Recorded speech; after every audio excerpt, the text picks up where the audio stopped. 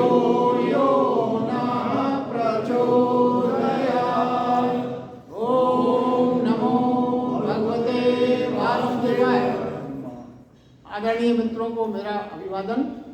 जैसा आप सब जानते हैं, हम भगवद गीता के चौथे अध्याय, जिसका नाम कर्म संन्यास योग है, का विवेचन ले रहे हैं और आज हम 26वें श्लोक से आगे का विवेचन लेने जा रहे हैं। पिछली बार कल मैंने आपको ये कहा था कि भगवान कृष्ण ने इन आगे आने वाले समस्त श्लोक चौथे अध्याय के शेष हैं, उसमें विभिन्न रास्तों का वर्णन किया है जो हम अभी इसी जन्म में, मनुष्य जन्म के साथ होते हुए भी अपने अंतस में परमात्म चेतना की अनुभूति का एहसास कर सकते हैं। कल मैंने ये भी बताया था कि भगवान कृष्ण ने इस बात को बहुत स्पष्ट किया है, ये भावना न रखें कि जब हम इस लोक में अच्छा कार्य करेंगे, जब मृत्यु के बाद परलोक जाने पर हमें उसका आनंद मिलेगा।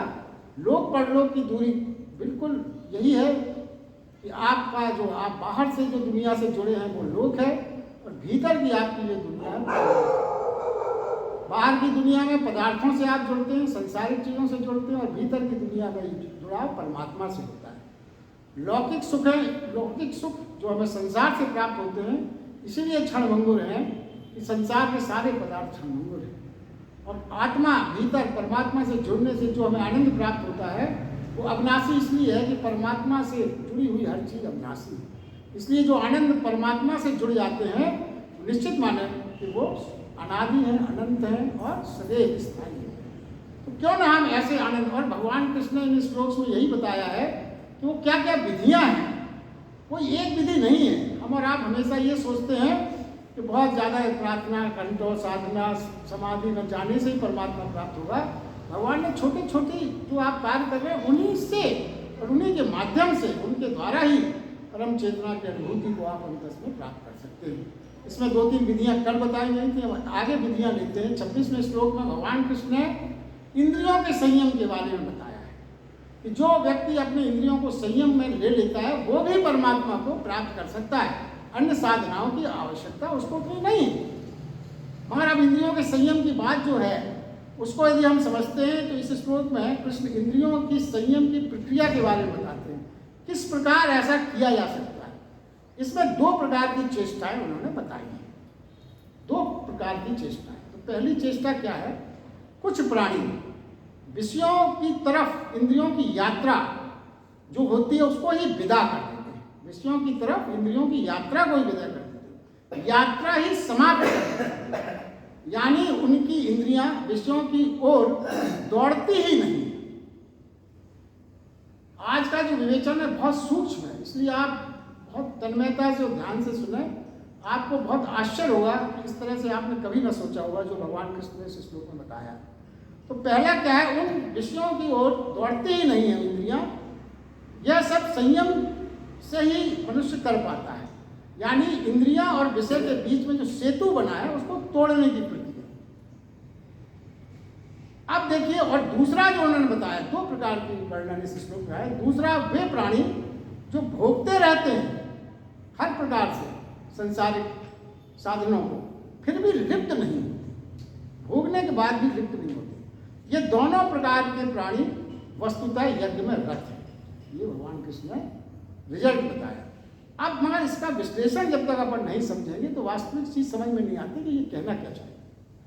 देखिए, जो पहला है कि विषय और इंद्रियों के बीच में हम उसकी दौड़ को ही समाप्त करते हैं। तो जो अभी तक हमारी फीलिंग ये है कि हम या तो विषयों से दूर हो जाएं, कहीं भी कुछ ऐसा आकर्षण जहाँ भी हमको नजर आए उससे हम हट जाएं। जैसा कि पहले ये रहा कि वैराग्य ले लिया, हर चीज से गुफा में चले गए जहाँ कुछ दिख नहीं दे। और दूसरा हमारे मन में ये रहता कि इंद्रियों को हम नष्ट कर फोड़ दें, काट दें, समाप्त कर दें। हमारे दिमाग में ये 2 ही बातें हैं। और भगवान कृष्ण ने बहुत स्पष्ट इस श्लोक में ये कहा है कि ये दोनों जो सोच है आपकी वो नितांत भ्रामक, बिल्कुल गलत है। ये ऐसा नहीं होता। देखिए फिर क्या है, वो बहुत सूक्ष्म रूप से इसको समझना है। पूरे ध्यान से आप इसको समझेंगे तभी इस बात को आप पकड़ पाएंगे। देखिए, हम कोई वस्तु हमें सुंदर दिखती है वो कोई भी चीज हो सकती है, स्त्री पुरुष या कोई भी वस्तु जो भी हमको सुंदर लगती है, जब हम उसको पहली नजर में देखते हैं तो हमें सुंदर लगती है। अब ये सुंदर लगने के बाद इंद्रियां उस ओर दौड़ती हैं, ऐसा हमारा मानना है। क्या हम मानते हैं कि पहले कोई चीज हमें सुंदर लगेगी, फिर उसकी ओर हमारी इंद्रियां दौड़ेंगे और फिर आकर्षण पैदा होगा। वो कहते हैं इस श्लोक में कि ऐसा बिल्कुल भी नहीं होता। ये जो मान्यताएं हैं ये बिल्कुल ऐसा घटित नहीं होता। मनोवैज्ञानिक बात वो ये बताते हैं कि जब आपको कोई चीज सुंदर लगती है उसके पहले इंद्रियां दौड़ चुकी होती हैं सूक्ष्म रूप से, और फिर जो उसका कंक्लूजन है वो हम ये कह पाते हैं कि वो सुंदर है या असुंदर है। ये कंक्लूजन है। क्या होगा? यानी आकर्षण की घटना बहुत सूक्ष्म है, जो घटने के बाद सुंदर या असुंदर स्थूल रूप से लगने की घटना घटती है। तो हम ये समझें कि सुंदर की वजह से कोई आकर्षित हमको नहीं करता। क्या है? आकर्षण पहले होगा फिर सुंदर लगेगी, ऐसा उसका रिएक्शन। यानी क्या हो गया? इंद्रियों ने पहले दौड़ के अनुभव किया कि ये इंद्रियों ने पहले दौड़ा सूक्ष्म रूप से, उसको आकर्षण पैदा हुआ और फिर बुद्धि ने यह निर्णय लिया कि ये सुंदर लगना हमारी बुद्धि का निर्णय है और आकर्षण करना इंद्रियों का निर्णय। इंद्रियां पहले काम करेंगी और फिर इंद्रियों की वजह से जो हमें आकर्षण, अगर इंद्रियों को वो चीज आकर्षित की तो फिर वो बुद्धि को इन्फॉर्म करेगी कि ये इसको आप सुंदर कहो या इसको आप असुंदर कहो। ये जो सूक्ष्म घटना इंद्रियों की पहले घट जाती है, भगवान कृष्ण इसकी ओर अंकित कर रहे हैं। देखिए, और इसको तरह तरह से समझाने की कोशिश अपन करते हैं। स्पर्श का रहस्य को समझें आप पहले, जो भगवान कृष्ण बताना। स्पर्श का क्या रहस्य है कि इंद्रियों का अर्थ है स्पर्श की व्यवस्था। इंद्रियों का अर्थ ही ये है कि स्पर्श करने की व्यवस्था। सब इंद्रियां पहले छूती हैं। सबसे पहले किसी भी वस्तु को जो हमें सुंदर या सुंदर लग रही है, इंद्रियां उसको पहले छूती हैं। फिर जब सूक्ष्म रूप से वो उसको छू लेती है, पर हाथ का नंबर तो बहुत बाद में आता है स्थूल रूप से छू। पहले इंद्रियां छुएंगी। देखिए, आंखें देखती हैं पहले और फिर देखने के बाद छूने की प्रक्रिया भी आंखों द्वारा पहले होती है। कान सुनते हैं और फिर वो छू भी लेते हैं। गंध से छुआ जाता है। ये ना समझिए आपकी आंखें खाली देखती हैं, आंखें छूती भी हैं।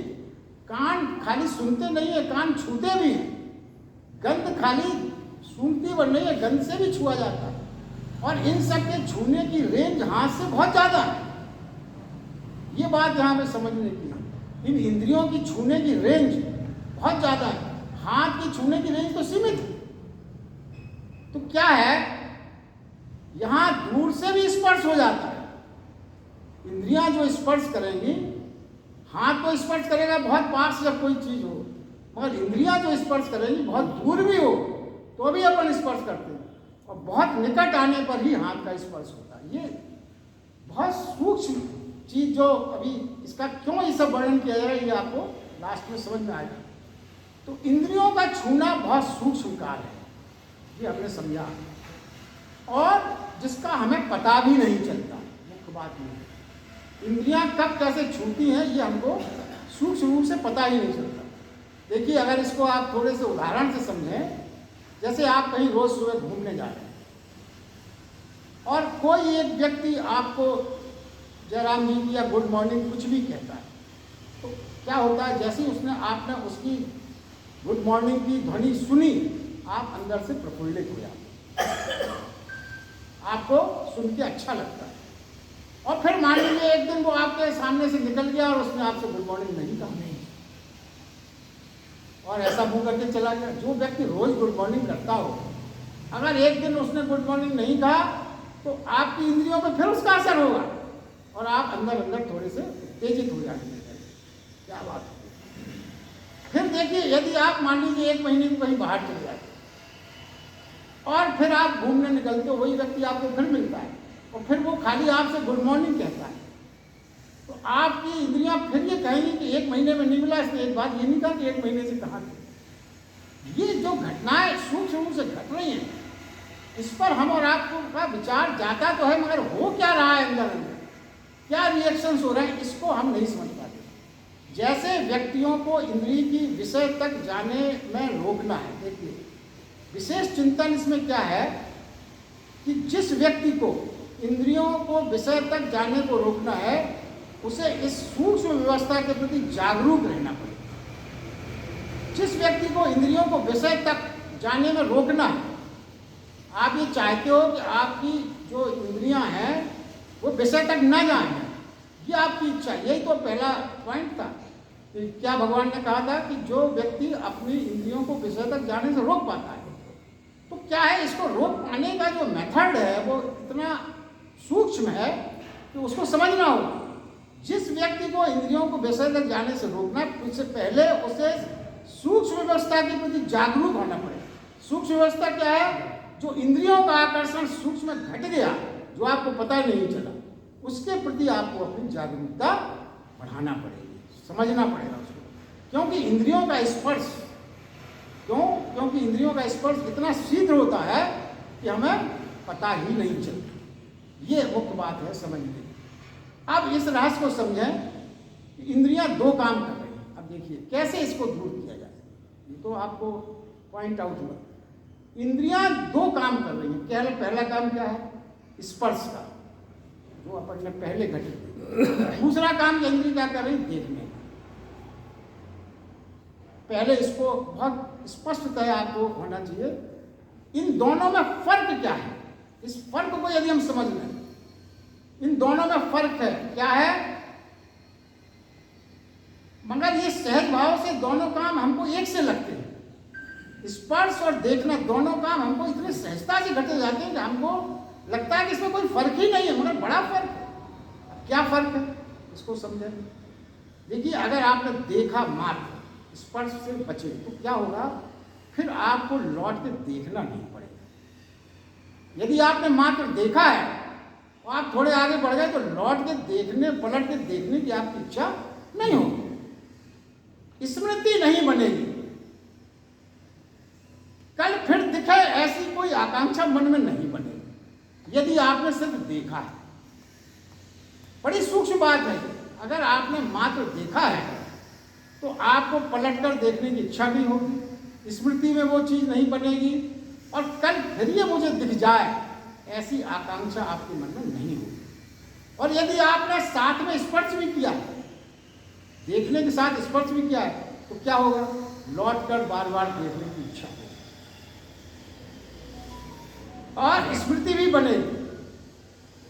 कल फिर देख सकूं ऐसी आकांक्षा मन में पैदा होगी। यानी देखिए कंक्लूजन क्या है, यानी सिर्फ देखा तो लकीर नहीं बनती और बीच का ब्रिज टूट गया। और यदि आपने स्पर्श किया तो लकीर बनेगी, वो स्मृति में आ जाएगा। और अगर पहली स्टेज है आपने सिर्फ देखा है तो कोई लकीर नहीं बनेगी, स्मृति में वो चीज नहीं रहेगी। ये दोनों के फर्क है। स्पर्श और देखने का जो फर्क है, ये जब तक हम आभासित नहीं करेंगे, तो देखिए जो पहले जो सिद्धांत था कि आंख फोड़ देंगे, ये कर देंगे, ये बिल्कुल व्यर्थ की बात है। क्यों व्यर्थ की बात है? आंख फोड़ने देने से देखने की रेंज तो कभी कभी और ज्यादा हो जाती है। क्यों? सामने की चीज आपको नहीं दिख रही है, फिर आप विचार से देखेंगे। आप जरा सोचिए, यहाँ पे आप अभी सिर्फ इतना ही देख रहे हैं, आप आंख बंद करके अमेरिका, ब्रिटेन, चाहे जहां देख लें आप, तो आंख बंद करने से आंखों की देखने की क्षमता घटाने से कोई चीज नहीं घटती, बल्कि और क्षमता और बढ़ जाती है। तो इस चक्कर में आप बिल्कुल न रहें। आप विषयों को हटा दें, विषय हम बिल्कुल दूर कर देंगे, देखेंगे नहीं, उस रास्ते ही नहीं जाएंगे जहाँ ये विषय हो। तो आप देखें, विषय ना दिखे, उससे ज्यादा चिंतन, विषय के चिंतन से ज्यादा विषय से अटैचमेंट होता है। क्योंकि उस समय आप स्वतंत्र हैं, उसमें सामने वाली चीज को देखने में तो आपको थोड़ी रोक लज्जा, मर्यादा, थोड़ा अनुशासन, थोड़ा सामने वाला साथ में कौन है इसके बारे में सोचना पड़ेगा। और आंख बंद के तो आप कुछ भी करें, कुछ भी सोचें, कौन देख रहा है? इसमें तो आपकी जो रेंज है, ये जो विचार है ना कि हम विषय से हट जाएंगे या इंद्रियों को हटा देंगे, काट देंगे, फिनिश कर देंगे, उससे कुछ होने वाला नहीं है। देखिए भगवान कृष्ण ये कह रहे हैं, यदि आंखें सिर्फ देखने का काम है, सिर्फ देखने का, स्पर्श करने का नहीं, तो पहली घटना घट सकती। पहली घटना क्या थी कि विषय और इंद्रियों के बीच में आकर्षण न रहे। तो ये पहली घटना कब घटेगी? जब आपके नेत्र खाली देखने का काम में, स्पर्श करने का काम ना ले, तभी ये घटना घटेगी। तो जो योगी इंद्रियों को विषय से तोड़ता है, जो योगी इंद्रियों को विषय से तोड़ता है, वह विषय और इंद्रियों के बीच के स्पर्श को, संसर्ग को तोड़ता है। जो ये तोड़ता है योगी, वो क्या तोड़ता है? विषय और इंद्रियों के बीच के स्पर्श को, संपर्श को तोड़ता है। देखना नहीं तोड़ा जा सकता। देखिए, देखना नहीं तोड़ा जा सकता। आंख खोल दो, कान और तेज हो जाते हैं। यह व्यर्थ है, नासमझी है। तो फिर वो कहते हैं संयमी वह है जो इंद्रियों से उपकरण का काम लेता है, भोग करने। इंद्रियों से खाली उपकरण का काम देखना, मात्र देखना, भोग करने, यानी उपभोग का काम सिर्फ उपयोग का काम करता है, सिर्फ उपकरण के रूप में उनका उपयोग करता है। जब उपकरण के रूप में आप काम करेंगे तो उसमें जो रस बनने की बात है, विषय और इंद्रियों के बीच में जो रस बनता है, वो रस नहीं बनेगा, तो फिर खाली उपकरण हो गया। और असमयी व्यक्ति जो है, जिसके असंयम है, वो उपयोग कम लेता है, भोग ज़्यादा लेता है, भोगता जाता है। वो देखने के बाद फौरन उसका पूरा स्पर्श और पूरा भावनाओं से लिप्त हो जाता है।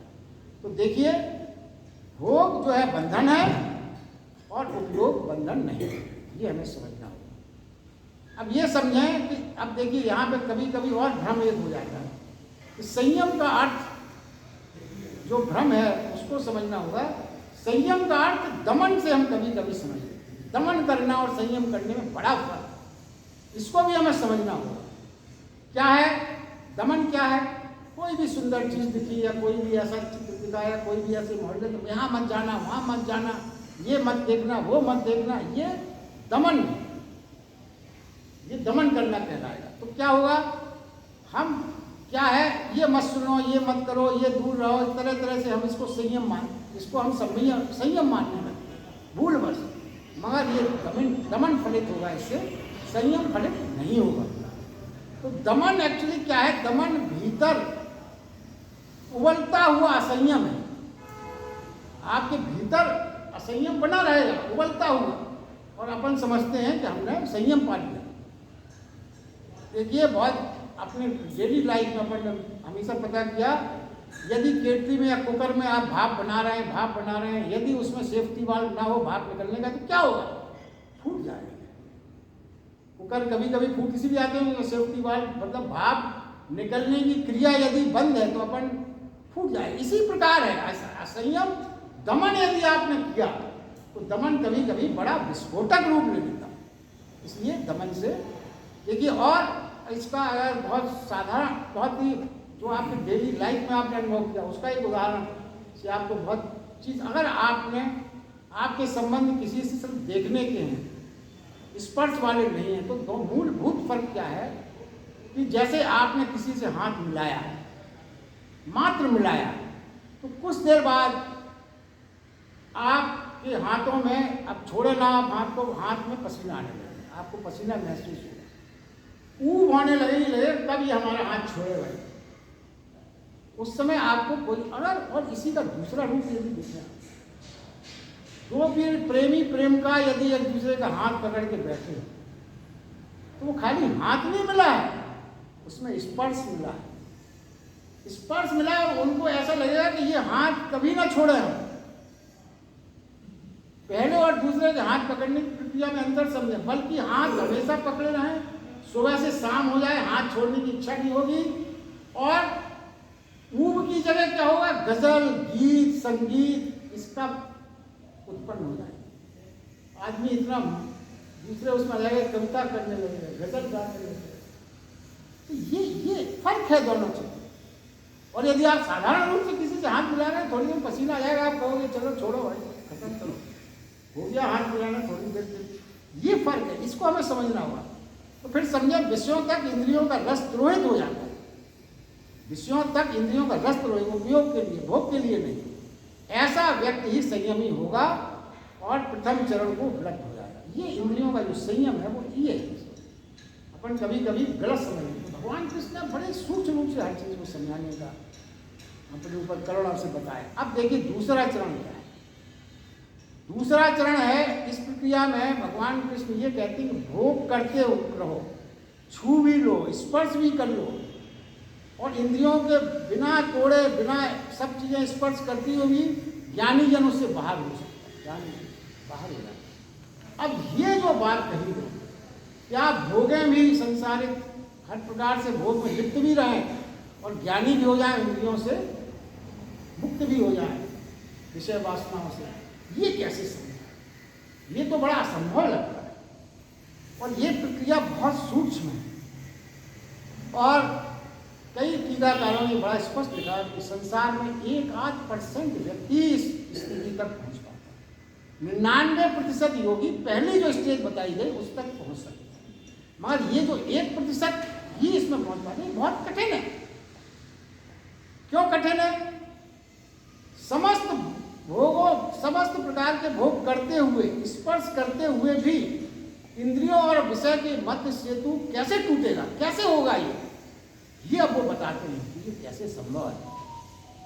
तो भगवान कृष्ण ये कहते हैं जो इस प्रकार भोग करते हुए भी भोग के क्षणों में जाग सकता है, पूरा भोग करूं और होश में रहूं, अचानक दिखा पड़े कि मैं भोगता नहीं हूं, भोग है पर मैं दृष्टा हूं। बड़ी सूक्ष्म विश्लेषण है, क्योंकि बड़ा कठिन है। इसलिए वो कहते हैं भोगता भी रहूं मगर भोगता ना रहूं, मैं दृष्टा रहूं, इतना जागरूकता मेरे अंदर हो, मैं भोगता नहीं हूं, भोग है पर मैं दृष्टा हूं। दृष्टा का भोक्ता भाव फिर गिर जाता है, ये मूल बात है। देखिए जैसे क्या मतलब हुआ इसका, कान संगीत का रस लेंगे, आंखें छुएंगे, स्पर्श भी करेंगे, लेकिन भीतर एक चेतना जो जागकर देखेगी कि ऐसा हो रहा है, मगर मैं तो मात्र दृष्टा हूं, तो तत्काल गहरा सोच इसमें डूब जाता है। अगर आप साक्षी भाव से दृष्टा होके भी भोगें, मगर क्या है जो आगे चीज बताई गई कि इसमें बड़ी सावधानी की आवश्यकता है। सावधानी की आवश्यकता क्या है कि आप भोग भी रहे हैं, लिप्त भी हैं, आप कहीं नाच भी देख रहे हैं और आपसे कोई कहे कि क्या कर रहे हैं, अरे नहीं मैं तो ज्ञानी हूं, मैं लिप्त नहीं हो रहा हूं, तो ये भ्रम आप कर सकते हो, बड़ा आसान है। भगवान कृष्ण ने तो कहा है, देखिए गीता की जो सिद्धांत है उसका इसी प्रकार तो लोगों ने अनुचित चर्चा करके इसका माहौल बढ़ाया है। मैं क्या कर रहा हूँ, भगवान ने तो कहा था मैं दूसरे चरण का योगी हूं, मैं लिप्त हूं, भोग रहा हूं, मगर मैं उसमें लिप्त नहीं। तो ये गीता के इस श्लोक का लोगों ने बहुत, मगर देखिए ये अंतर कैसे जाने कि आप भोग में लिप्त हैं,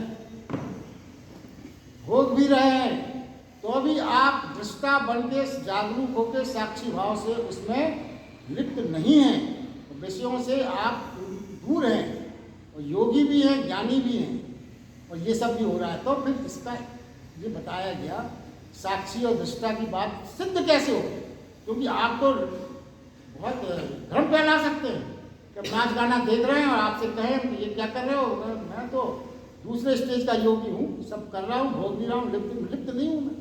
कैसे कैसे इसका परीक्षण किया जाए? तो सच माने इसके परीक्षण भी किए, परीक्षण इसका हुआ, और ये परीक्षण आपको वहां तक ले जाएगा कि भगवान शंकर ने विष पिया और उसका असर क्यों नहीं हुआ।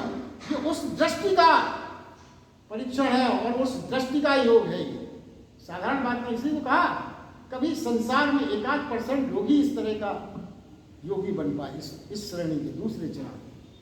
क्या है, कैसी परीक्षण हुआ था? अगर आप कहते हो मैं जागृत हूँ, दृष्टा हूँ, तंत्र रूप से क्या किया गया कि आपको शराब पिलाइए, आपको अफीम खिलाइए, आपको गांजा पिलाया जाए, मगर आपको नशा नहीं होना चाहिए, क्योंकि आप जागरूक हो, दृष्टा हो, तो इन चीज़ों का आपके ऊपर असर नहीं होना चाहिए। तभी माना जाएगा कि आपने दूसरे चरण का दृष्टा और जागरूकता प्राप्त की है। और अगर असर हो गया तो आप भूल गए, उस चेतना तक आप नहीं पहुंचे। तो क्या है, अफीम का खाना, शराब का पीना भी बेअसर रहे। यहां तक परीक्षण किया गया कि जहरीले सांप का डंक आपकी जीभ पे कटवा दिया गया तो भी उस जहर उसके ऊपर ना चले। ये है साधना का चरण। और देखिए, इसी साधना के आधार पर ये जो योगी, इस चरण के योगी हैं, भगवान शंकर जो महायोगी कहे गए, इसीलिए इसी सूत्र को उन्होंने सिद्ध किया है कि उन्होंने विषपान किया और उनके ऊपर असर किया। ये जो महासंदेश इस श्लोक में छिपा हुआ है, वो बहुत गहरा संदेश है, मगर हम उसका माखौल उड़ाने लगते हैं। ये बड़ा दुर्भाग्य है। प्रथम चरण के योगी को ये परीक्षा नहीं देना पड़ता। जो प्रथम चरण के योगी हैं, इसीलिए कहा गया कि संसार में 99% योगी प्रथम चरण ही तक पहुंच पाते हैं। सेकंड चरण तक योगी पहुंचना बहुत बड़ी बात है। तो देखिए, कृष्ण ने कहा ऐसा हो सकता है। महावीर और बुद्ध भी पहली साधना के योगी थे। महावीर और बुद्ध भी पहली साधना के योगी थे, जिन्होंने विषय और इंद्रियों के बीच में जो संबंध है उसको तोड़ने में सफल हुए थे। कृष्ण भगवान दूसरी साधना के योगी, भगवान कृष्ण दूसरे साधना के योगी। देखिए, और ये दिखता है कितनी बड़ी साधना है दूसरी, के भगवान शंकर के विष से उसका संबंध जोड़ा गया। मगर हम कितने कभी कभी कृष्ण भगवान के बारे में जो थी ना, उसका जवाब है इसमें। देखिए, भगवान कृष्ण स्त्रियों के बीच में रहते हैं, नाचते हैं, गाते हैं, मगर फिर भी उनमें जरा भी उस तरह की गंध नहीं है, रस नहीं है। उनकी आंखें स्थिर हैं, स्थिर हैं, जैसे बुद्ध की सिद्धासन में होने पर रहती है, वैसी ही उनकी स्थिरता है, स्थिरता है। देखिए, वो युद्ध में खड़े हैं, मगर हिंसा नहीं है उनके मन में। उनके मन में क्रोध के कोई रेशे नहीं दिखाई पड़ते, उनकी आंखों में हिंसा दिखाई नहीं पड़ती। युद्ध में खड़े हैं वो, फिर भी आंखों में कोई तनाव नहीं है। युद्ध में होने के बाद भी उनके चेहरे पे सौम्यता है, सरलता है। इसीलिए भगवान कृष्ण को दूसरे श्रेणी का योगी माना गया। मोर मुकुट है मगर उसके पीछे महावीर की नलता, वो सब है। तो कृष्ण दोनों चरण की निष्ठाओं को समान भाव से देखते। फिर भी भगवान कृष्ण दोनों, इस श्लोक में दोनों प्रकार की जो आपकी सिद्ध है चेष्टाएं हैं, दोनों प्रकार का वर्णन किया है। वो गीता में हर चीज को कहते हैं, जो भी आप कर सके वो करें। वह इसमें समन्वय के सोचते, शिखरस्थ होकर देखने से दोनों निष्ठाएं, वो कहते हैं शिखरस्थ होकर देखने की दोनों निष्ठाएं हमें एक ही जगह पहुंचा देती हैं। ये मूल भाव है। तो इस प्रकार जो है इस श्लोक में इंद्रियों के निष्ठा के भाव। अब आगे एक श्लोक अपन और लेते हैं, 27वां श्लोक। उसमें भगवान कृष्ण कहते हैं, दूसरे प्रकार के योगी जन संपूर्ण इंद्रियों की चेष्टाओं को, इंद्रियों की चेष्टाओं को तथा प्राणों को व्यापार ज्ञान से प्रकाशित हुई परमात्मा के स्थित रूप योग अन्य में हवन कर देते। देखिए, ज्ञान से क्या प्रकाशित हुआ, जिस श्लोक में जो है ज्ञान से प्रकाशित हुई क्या, परमात्मा के स्थित रूप में योगाग्नि। मतलब आपने चेतना में परमात्मा की अग्नि को स्थापित कर पाए, आप दिग्दर्शन कर पाए। और उसमें हवन क्या करना है, इंद्रियों की चेष्टाओं, इंद्रियों को नहीं, स्थूल रूप से इंद्रियों को नहीं, इंद्रियों की चेष्टाओं को हवन कहाँ करना है। वो इंद्रियों की चेष्टाओं का हवन ये बाहर की अग्नि में नहीं होगा जो अपन यज्ञ की वेदी में जलाते ना, वो तो प्रतीक रूप है जिसका कल पूरा वर्णन किया गया था। मगर जो यज्ञ के बाद जो यज्ञ का वास्तविक उद्देश्य क्या है, वो प्रतीक रूप में इशारे किए गए द्वारा। मगर वास्तविक उद्देश्य उसका यही है कि आप अपने अंतस में परमात्मा रूप की ज्ञान से जो परमात्मा रूप की स्थित योगाग्नि में हवन करना है, कहेगा इंद्रियों की चेष्टाओं का। ये श्लोक है। देखिए, पहले आप देखिए, ये तो हो गई ज्ञानियों की। अगर आप पहले ये समझ रहे हैं कि ज्ञानी ये करता है, अगर तो अज्ञानी क्या करता है, इस पर अपन दृष्टि डालते हैं तो ये बात अपन को सबको बिल्कुल समझ में आ जाएगी। क्योंकि ये बातें थोड़ी सी समझने के लिए सरलता चाहिए, व्यवहारिकता चाहिए। तो देखिए, पहले ये समझें कि सामान्य जन, जिसमें हम और आप सब हैं, जो अभी आध्यात्मिक रहस्य को नहीं समझ पाए। सामान्य जन किसको कहेंगे? जो आध्यात्मिक रहस्य को अभी नहीं समझ पाए, ना समझ कह लो, सामान्य व्यक्ति कह लो। और संतों की भाषा में अगर आप कहोगे तो संत ऐसे लोगों को, हम ऐसे लोगों को अज्ञानी कहते, उसको अधिकार है कहने। मगर सच्चाई ये है कि वो अज्ञानी। अब क्या है अज्ञानी? अज्ञानी कौन है और कैसे है, क्या है, इसको समझो। वह अज्ञानी का मतलब संतों की भाषा में ये है कि अज्ञानी वो है ना तो परमात्मा को जो जानता है और ना स्वयं को भी जानता है, वही अज्ञानी। स्पष्ट है ये बात, तो हम और आप स्वीकार कर सकते हैं। मगर उसके आगे फिर सोचिए, उसको ना ये पता है कि किसको क्या भेंट करना है, ये भी नहीं मालूम उसको। वह ये जानता है, वो ये नहीं जान पाता कि हमें क्या भेंट करना है परमात्मा। फिर अज्ञान बस क्या भेंट करने लगता है, वो उन्हीं चीजों को परमात्मा को भेंट करता है जो उसको प्रीतिकर है। वही चीजें हम परमात्मा को भेंट करते हैं जो ये अज्ञान पास हो रहा है। हम वही चीजें परमात्मा को भेंट करते हैं जो हमें प्रीतिकर है। वह चीजें परमात्मा के चरण पर समर्पित कर देते हैं। जैसे भोजन में हमें 56 भोग जो प्रीतिकर है, उसका हम भोग लगा देते हैं। हम सोचते हैं हमें प्रीतिकर है, यही परमात्मा को प्रीतिकर होगा।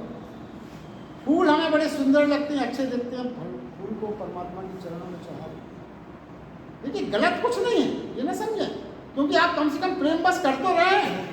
प्रेम तो है, परमात्मा के प्रति प्रेम तो है, इसलिए उसको बिल्कुल नकारे नहीं, बिल्कुल उसको ये ना समझें कि भूल कर रहे हैं। ना, भूल नहीं है। प्रेम का होना अपने आप में बहुत बड़ा गुण है, बहुत बड़ी उपलब्धि है, विनम्रता होना, प्रेम होना।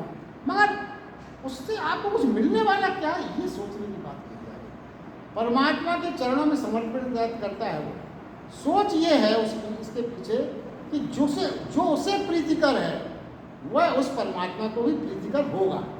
सोच यही है, क्योंकि हमको उसके आगे की कोई बात पता नहीं है। भूल बस यही अज्ञान है। श्लोक में भगवान कृष्ण ये कहते हैं कि ज्ञानी जन, योगी जन इंद्रियों को ही उस परमात्मा की अग्नि में आहुति दे देते हैं। ज्ञानी जन और योगी जन, और अज्ञानी में क्या, ज्ञानी जन क्या करेगा? इंद्रियों को ही, चेष्टाओं को, जो शुरू में कहा गया था, अग्नि में आहुति। हम देखिए अंतर क्या है, फिर से समझते हैं। अंतर यह है कि हम जो भेंट करते हैं वह जो इंद्रियां चाहती हैं, हम वही भेंट करते हैं जो हमारी इंद्रियां चाहती हैं। और ज्ञानी जन और योगी जन इंद्रियों की ही आहुति देते हैं। हम वो भेंट करते हैं जो इंद्रियां चाहती हैं, और ज्ञानी और योगी जन क्या, इंद्रियों की ही भेंट कर देते हैं। हमें फूल अच्छा लगा, चढ़ा दिया हमने चरणों में। ज्ञानी जन सुगंध को ही चढ़ा देते हैं, क्योंकि सुगंधित चेष्टा है। तो हमने फूल चढ़ाया और ज्ञानी जन सुगंध की इंद्रियों को ही चढ़ा देते हैं। हम चढ़ाते हैं स्वादिष्ट फल, मिठाई, 56 भोग, और योगी जन, ज्ञानी जन स्वादिष्ट को नहीं, स्वाद को ही चढ़ा देते हैं। ये मूलभूत फर्क है ज्ञानी और अज्ञानी जन में। जो प्रीतिकर लगता है, जो हमें प्रीतिकर लगता है वो नहीं। ज्ञानी जन क्या करें? जो हमें प्रीतिकर लगता है वो नहीं, जिसे प्रीतिकर लगता है उसे ही समर्पित कर देते हैं। जिसे प्रीतिकर लगता है, हम क्या करते हैं? जो प्रीतिकर लगता है वो चढ़ाते हैं। और वो क्या करते हैं ज्ञानी लोग? जो जिसे प्रीतिकर लगता है उसी को समर्पित करते हैं। हम ये जान लें, अच्छी तरह से समझ लें, क्या ये समर्पण प्राणों का समर्पण है, जो इंद्रियों की चेष्टाओं का समर्पण है, वस्तुतः प्राणों का समर्पण है। ये अपना ही पूरा पूरा समर्पण है। ये हमारी इंद्रियों के जोड़ के अतिरिक्त और कुछ भी नहीं है। देखिए फिर क्या होगा इसका, तो ये प्रक्रिया चलिए, इसमें होगा क्या? जब कोई अपने समस्त जोड़ को, समस्त इंद्रियों की चेष्टाओं को परमात्मा को चढ़ा देता है, इस पर जरा ध्यान दीजिएगा। जो अपनी समस्त इंद्रियों की चेष्टाओं को परमात्मा को चढ़ा देता है, फिर चढ़ाने वाला और जिसको चढ़ाया गया दोनों एक हो जाते हैं। यदि आपने इंद्रिय की चेष्टाओं को परमात्मा को चढ़ा दिया तो चढ़ाने वाला और जिसको चढ़ाया गया दोनों एक जाग हो जाते हैं और फिर मात्र परमात्मा ही बसता है और कोई नहीं बसता। ये गीता का बहुत रहस्यमय सूत्र है। इंद्रियों के द्वारा, ये समझे आप, इंद्रियों के द्वारा ही हम संसार से जुड़ते हैं। इंद्रियों के द्वारा ही हम संसार से जुड़ते हैं। इंद्रियां उपकरण है, काय का उपकरण है? संसार से संयुक्त होने का। आँखों से प्रकाश से हम जुड़ते हैं, कानों से स्वर और ध्वनि से जुड़ते हैं। इसी प्रकार पांचों इंद्रियों से हम संसार से जुड़ते हैं और इंद्रियों से जुड़े तो संसार में पहुंचे और इंद्रियों से छूटे तो परमात्मा के पास पहुंचे। सीधा सूत्र। इंद्रियों से जुड़े तो संसार को पहुंचे और इंद्रियों से छूटे तो चेष्टाओं को तो आप परमात्मा के पास पहुंचे। तो देखिए क्या है, सीढ़ी है, वही सीढ़ी हमें ऊपर ले जाती है और वही सीढ़ी मकान में अगर लगी है तो वही हमें नीचे भी ले जाती है। खाली रुख बदलना पड़ता है और कुछ नहीं करता। संसार में जाते हैं तो इंद्रियों की ओर मुख रहता है। जब हम संसार की यात्रा करते हैं तो हमारा फेस इंद्रियों की तरफ रहता है और परमात्मा की तरफ पीठ रहती है। और जब हम परमात्मा की ओर यात्रा करते हैं तो फिर क्या होगा? परमात्मा की ओर मुख हो जाएगा और संसार की तरफ पीठ हो जाएगा। भाई इतना ही फर्क। यानी एग्जिट और एंट्रेंस दोनों एक ही हैं। परमात्मा से बाहर जाने का, संसार में जाने का और परमात्मा में जाने का एग्जिट और एंट्रेंस अलग अलग नहीं है, दोनों एक ही है। बस हमारा मूवमेंट कैसा है, सब चीज़ें इस पर निर्भर करती हैं। फिर क्या होगा? हमारा आकार खो जाएगा। हमारा आकार खो जाता है, हम निराकार हो जाते हैं। तो सब प्रकार से समर्पण ही सत्य। इस प्रकार का जो समर्पण है वही सत्य है और बाकी सब धोखा है। इसको हमें समझना चाहिए। कुछ सत्य और समझ लें, इसके बाद अपन कंक्लूड करेंगे। देखिए हमको ये बात समझना होगी, इस पूरी कंक्लूजन का जो मूल बात समझाना चाहते हैं, परमात्मा कोई बच्चा नहीं है कि आपने खिलौना पकड़ा दिया, झुंझुना पकड़ा दिया और वो बैठ गया। बढ़िया आपने कुछ खिला दिया, मिठाई चढ़ा दी, ये कर दिया। कोई परमात्मा कोई बच्चा नहीं है कि आपने झुंझुना दिया और वो बैठ जाए। समझें क्या समझना है अपन को? इस सिद्धांत के हिसाब से मृत्यु के समय जो छीना जाता है, छुड़ाया जाता है। देखिए हम छोड़ना कुछ नहीं चाहते, मगर मृत्यु के समय छीना जाता है, छुड़ाया जाता है। जो ज्ञानी और योगी स्वयं ही परमात्मा को अर्पण कर देते हैं पहले, ये ज्ञानी है। जो छीना जाता है, छुड़ाया जाता है मृत्यु के समय, आप कुछ नहीं ले जा सकते। मगर ज्ञानी जो होगा वो परमात्मा को पहले ही अर्पण कर देता है, आहुत कर देता है। और ऐसी जो प्रार्थना है वही प्रभु तक पहुँचती है, समझना होगा। ये जो प्रार्थना जो कर लेता है वही प्रभु तक पहुँचता है, बाकी सब व्यर्थ है। यही यज्ञ है, यही हवन है, यही होम है, बाकी सब धोखा है। कृष्ण कहते हैं जो ऐसा कर पाता है वही परम सत्य को, परम आनंद को, परम आशीष को उपलब्ध होता है। ये विश्लेषण आप इसका चिंतन करें। आज बस इतना ही। सिंह साहब बहुत अच्छे टाइप आए, आज बहुत अच्छा होगा। अब अगले बार अपन 28वें श्लोक से प्रारंभ करेंगे। अब